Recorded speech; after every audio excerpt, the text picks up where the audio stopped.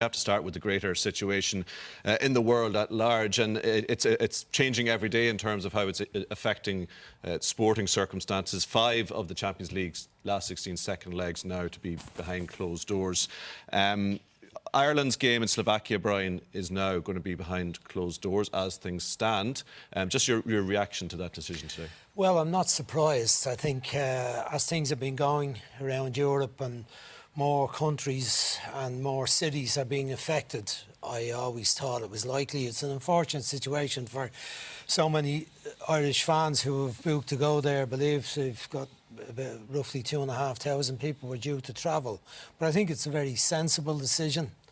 But it doesn't mean that the people won't travel and won't come back to the country. It just means that they won't go into the match. We had a situation last week with the rugby where Italy, the game wasn't played, but the Italian people still came to Dublin. What effects we've had on that in the longer term, we won't know probably for a while. But it can't be a good thing that so many people are travelling from affected countries to countries where it may not, the virus may not be so prevalent yet. But I think it's the sensible move.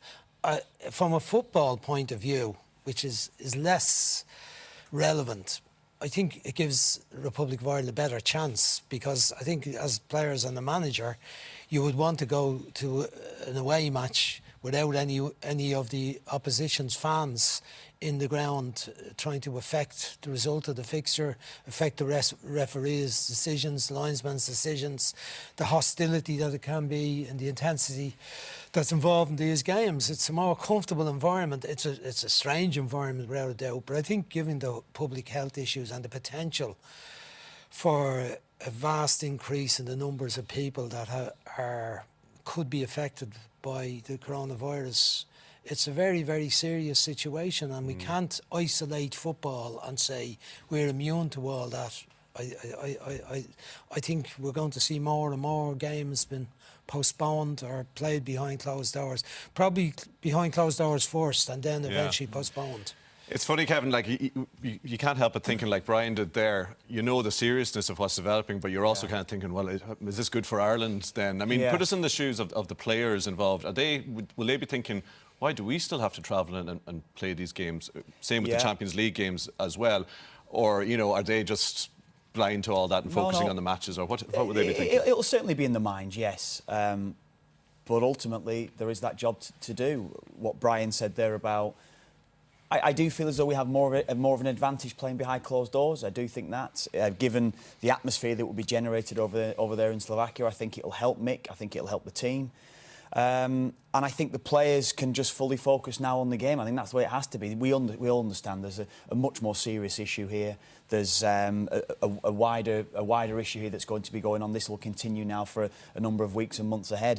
But if we're solely talking about the game itself, that will definitely help Ireland going into the game, and I think it'll help Mick. Mick maybe try and downplay it as much as he can and try and say, look, it's 11v11 on the pitch, which it is, but it'll certainly help the side, Graeme, can I throw you this comment that Pep Guardiola made today? He's obviously been asked about it. The game's been played behind closed doors in all the different leagues, Ligue 1 in France, La Liga, Serie A, obviously. It seems to be coming down the track in Germany as well. He's saying that there's no sense to playing games behind closed doors, because the reason why we do the job is for the people. If people cannot come to watch the games, there is no sense. So, I don't agree with that. You don't agree with that, no? No, I think it's. I think that the logical way to look at this is to play behind closed doors. The bigger picture, it's not about football. The bigger picture is people are going to die. The vulnerable are, you know, the ones at most threat. I think that trying to look at it logically, and we're obviously not medics. I think.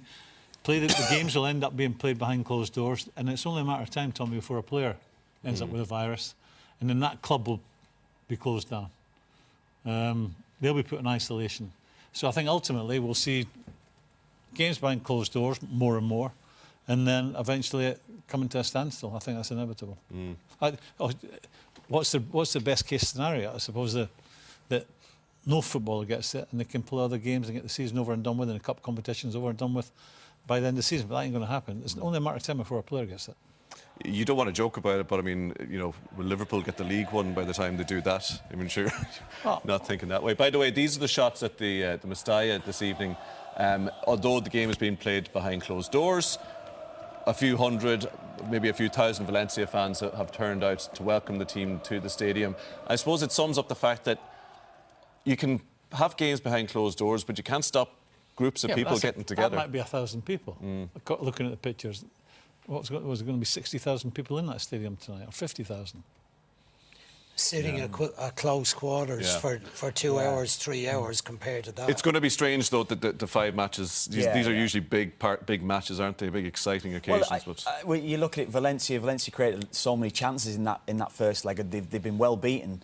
And we know what's happened in the last few years. Yeah. We've seen the momentum turn in the second leg of games, and they're going to miss out on that momentum. They're going to miss out on that real energy that the crowd create. Yeah. It's our job to sit here and try and talk about football, but there's a big picture. Yeah, exactly. I think we all can agree with that.